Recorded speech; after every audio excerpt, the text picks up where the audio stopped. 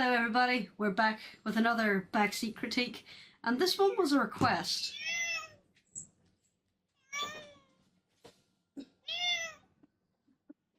And that is the kitty doorbell. So I'm just going to turn the sound off on that. There we are. Yeah, this was a patron request. You see, if you're a patron of a certain level, you get to request a Backseat Critique and a movie review too. So if you're interested in that, check that out. And so we watched 1988's Night of the Demons, which I had never seen before. Even I have holes in my 1980s cult movie sort of encyclopedia. Yeah. But I was shocked to discover apparently has nothing to do with these films from earlier in the 80s, but from Italy, which basically have the same idea. People go to a place and start getting possessed by demons and turning into monsters and killing people. And, I can't, it's been many years since I watched one of the Demons films, but, given they're Italian, I'm guessing they were about as porn heavy as this. So, they should be the same film series as far as I can tell. It could be this was the American remake. Quite possibly, yeah. So, yeah, spoiler-free impressions. What did you think, Teddy? I think someone looked at The Evil Dead and thought, you know what, we could make something crapper. Honestly, I can see positives in it, but to be perfectly honest, as a whole thing, I just found it kind of tedious. It was a little boring. I didn't particularly like any of the characters. It felt like something I'd seen a million times before. Yeah, some of the effects were decent. The music, dear God. Oh, yeah. Other than that opening banger of a track, after that, I was like, what the hell are you thinking? Hagan, your thoughts? I got the feeling I was a little bit more amused than either of you because I spent half the time trying to work out which character Linnea Quigley was playing because for some reason she didn't look like herself, and I finally worked out it was the voice that was giving her away, and she was the woman in pink who got turned into a monster very early, earlier on than a lot. Who was friends with the goth. And if you don't know, Linnea Quigley played Trash in Return of the Living Dead, where she danced naked on top of gravestones. So it was like, I saw in the credits and I was like, Linnea fucking Quigley in the 80s, this is going to be awesome. Because, she did that kind of thing a lot. Considering the first introduction we get to this character is a full-on ass and camel toe shot, with her in a pink fluffy dress bent over to distract some shopping clerks so her goth friend can nick everything in the shop. Oh dear. Right. I'm reflecting Teddy a little bit on this. It's nothing we haven't seen before. There are some things I liked about it. There are other things. Especially when it comes to Linnea Quigley being naked. She's naked and everything. So even that was something we'd seen before, literally. Gee, would you like to come up and critique this? No? Okay.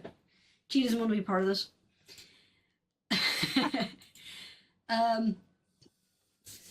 Same thing with Teddy. It was a very generic 80s horror film with surprisingly good practical effects. I have to say, there's just one point where the person that Hagan is fangabbing over that I've already forgotten the name of is basically just take her top off and is drawing on herself in like this demon-possessed stupor. And I was halfway through the phrase, there's something strange about her tits. They look, oh, okay, she just put her hand through the nipple. Okay, yeah, they are fake tits. But it was the fact that it took you like, those raisins, it's fake.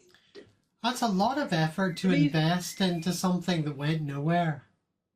The lipstick and the tits. Fair, Linnea, fair, there's a decent chance that Linnea Quigley can just do that. Like, I legitimately thought that was setting up where whenever we're getting into spoiler territories here now. Well, not really. It's an 80s horror film. There's fucking. The demon-possessed Queen and there's special effects. Yeah. Manages to... Yes, it was very generic. Yes. The demon-possessed Gary manages to convince a fella to fuck her, and because of the lipstick through the tit thing, I was fully expecting him to be groping and then just the tits eat the hands. Didn't happen. Oh, that would be great. I expected that another part of her was going to eat a different part of him. To be fair, when he freaked out and started going, oh, I thought that's what happened. But no, he was just overreacting to her suddenly being demon-faced. So, that's what I thought happened. Nah. But it wasn't. Yeah, when it comes to that kind of nonsense, it's no Tokyo Gore Police, shall we say. So, now that we've gone through the whole spoiler warning thing, would you like to give a quick synopsis, Hagan?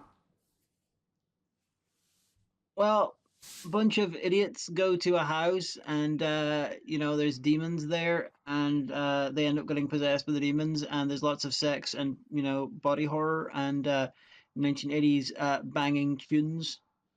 Yeah. And like Return of the Living Dead, you've got a cross-section of 1980s teenage subcultures in one place. Although not done as anywhere near as good as Return of the Living Dead. Yeah. One of the generic quote-unquote bully character was just straight up called Stooge. I was like, yeah, okay, that's... Did they forget to name this character and that's just the notes they had on his personality in the script? Yeah, it was a little on the nose. Again, that is basically a rejected Return of the Living Dead character name because they had names like Scuzz and Trash and stuff like that, and stuff like that. So, and also, did you happen to catch? It was really subtle. The black kid's name was Raj. Every time that kid was on screen and someone talked to him, they managed to get his name into the scene as many times as possible, as if they were convinced they were going to forget him as soon as they looked away. Raj, what do you mean? Raj, this isn't right. Raj. He's like, we know his name. You don't have I was distracted by him because he doesn't look like him, but he sounds exactly like again the black guy from Return of the Living Dead. This one was like a bunch of Return of the Living Dead references to me, but not as good. The guy who I'm talking about from Return of the Living Dead also played DJ in Street Fighter the movie. Well, the use of his name clearly worked because you remembered the name. Yeah, but I don't know the name of most of the other characters. Exactly. Fact, that's why you remember Raj. There was one character I legitimately forgot existed. Remember when Raj and this girl tried to leave and then the girl just disappeared and she showed up maybe like 15 minutes later as a body falling on the car? I thought that was Stooge. But then he runs back inside and finds zombie Stooge like, oh, right, her. Yeah, I had the same thought. It's like, I forgot she fucking existed. It could be worse, you could unite these two issues you got with the film into one and do what Grimm did, where you've got a woman gets grabbed and taken away by the monster, and then they spend the next 25 minutes yelling out her name in various things, just so that's the only name you remember, and then her body falls on them. John! So the only character's name you remember is her. I believe I made a joke about that in that review. Jason! John! I remember very little about that game except that glitch where you could just scream Sean in the middle of a cutscene. Your character in the middle of a just like dialogue, you spam X and then you just turn and look at the next person and scream Sean! Heavy rain for those children here, by the way. Alright. If there are any children here, you shouldn't be on this channel. We should be watching improving films like Night of the Demons. To be fair, anyone under 25's children to me at this stage. I feel old. Anyway, back to the film. Surprisingly decent practical effects. Yeah. I wouldn't say surprising. I mean, it's about average for that time in filmmaking and that kind of budget. Remember, the 80s horror movies were basically a school in how to make decent, low budget practical effects that were good. It's an art form that's basically half died out, only really gets reinvigorated by the really, really high-end films that can afford to do all practical stuff, or very low-budget films who just sort of half-ass it or do as best they can. But in the 80s, it was basically a very common skill to do good practical effects for a fairly low budget. Yeah, I miss good practical effects. Like, all the... Especially, like, the Marvel films. It's just, like, it's in there... Everything's CGI. It's just like, okay, boring. I miss the practical effects. To be sad about Marvel, you're gonna attack my beloved Marvel over this? To be fair, we've got oversaturated with superhero movies at this point. I disagree. In the 1950s, there were like several hundred westerns came out every year over like a 15-year period. Yeah, and that was oversaturation of westerns in the 50s. The point is, we have like Yes, that two Marvel was, movies a year now. I would like to interject to say that the number of films is not the problem. The quality of the films is the problem. Yeah. The past In 8 the or 9 Marvel 1990s projects have been rubbish, bar 1 or 2. Or the fact that you have to do your homework to go and see a film. in, You have to in the watch 1990s, a TV show. we You have used to watch like 4 previous films. It's just, nah. That's fine. That's fine. That's fun. You should watch more Marvel films. It's not that difficult. But in the 1990s, we had to watch like 45 episodes of Star Trek a year. And, you know, I didn't complain about that. That's better than what we have now. That's episodic. And they were good. Yeah? Just treat the Marvel films as the Marvel TV show that you watch in the cinema. Because they structure it like a TV show. Yeah, and we would You all get have to stopped build up watching the those finale. episodes if they were almost all crap. They were all They're 2 not to almost 3 all crap. two to three parters, and they were mostly crap of the past 8 or 9 films. Ever since Endgame, they've almost all been crap. Nah, But they've we're- not. We're well Listen, off Meanie. topic. Yeah. You're going to drag me to Thunderbolts this weekend anyway. Yeah. So, yeah. I miss practical effects. The sound design was We all do. very 80s. Music was terrible. The sound effects were janky. There was a few instances where the ADR was just completely off, which just added a bit to the jank and hilarity of it. Anything else you got on that? I have very little to say. You didn't It like was kind of generic. Yeah, It was generic and it's not very good. If you were going to come up with a parody of like 1980s dumbass horror movies and you just released this instead of actually doing one, it would work pretty well. It reminded me a little bit of the show Sledgehammer, which was a 1980s cop show, but like a parody cop show. And it feels much Hagan more froze. like a modern piss take of the 80s than actually an 80s. And this one, She's back. no, Hello. where did I get to? Oh no, what actually happened was your image froze, and then after like 2 seconds, your whole audio came through, and then your video like sped up to catch up, and now you're back on time. Okay, so if you caught all that, great.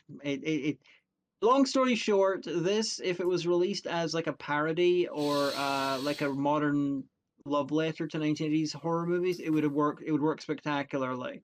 But releasing it in the 80s, and it's basically a generic version of that thing.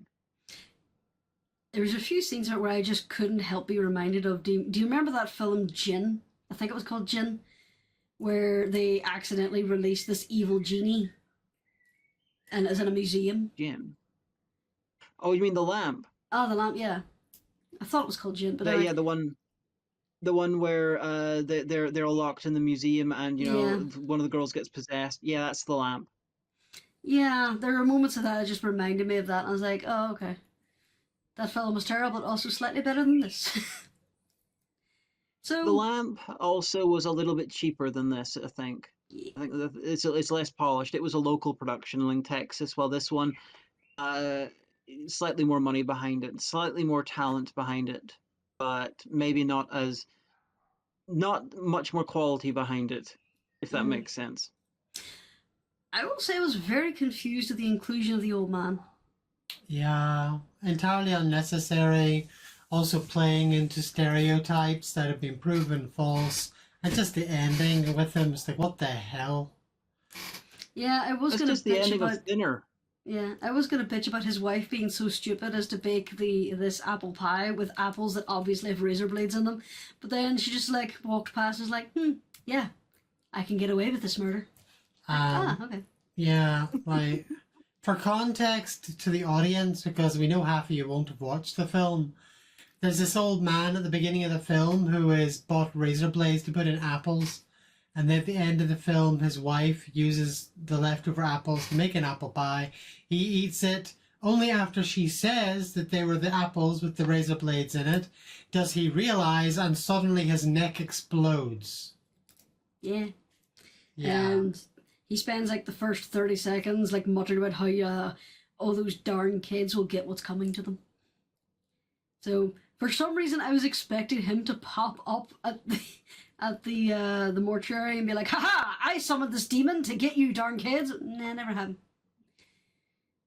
Just weird Yeah, old man. kind of silly, but the ending. Okay, this came out before Thinner, and it's not actually very similar to the ending of Thinner. But guy eats a pie and gets his comeuppance, and has a horrible death. So I'm just calling it So- a reference to Thinner. What you're saying is he got his just desserts. Yes. On that note, let's finish. Dear God. Oh, I think I physically heard that one. Alright then. So, it's a dodgy 80s horror movie. It's fun if you want to watch it and take the mickey out of it. I wouldn't... Let's just say it's no Terror-vision. Yeah. If you're looking for a shitty film to put on during Halloween to make fun of or make a drinking game out of, go for it. It has terrible acting. There are several points where it's just like, are you sure that's the reading of the script you went with? But anyway, we'll ignore that anyway. So, usual shenanigans. Check out the doodly-doo for all the links and special thingies. Check out the main Indeed. channel for other backseat critiques or reviews or fun little shorts that Hagan has delightfully worked on. Check out the Discord for chatting with other Hagan fans, and if you want, there's a Patreon where, like the VIP at the start of this episode, who will remain nameless, recommends films that we sometimes watch and suffer through. Anything else you want to add? Subscribe, comment down below, even if it's just to bemoan the fact that the kitten didn't join in. Something to add, and very, very briefly, there is a remake of this film, came out in 2009, and stars Edward Furlong, of all people. We're not watching it. I can only imagine he's playing the old man, but, I am vaguely curious. It'll We're be not watching worse it. than this. No, we're not doing it. You know it'll be worse. Yeah, probably, but I'm not going to watch it. Exactly. It'll have It'll have worse practical effects. There won't be as much nudity. Basically, everything that is above average in this is not going to be in it. Alright, so with that, like, comment, subscribe, check out all our shit, look on the doodly-doo for all the wee fun things, and we'll see you next time. Bye.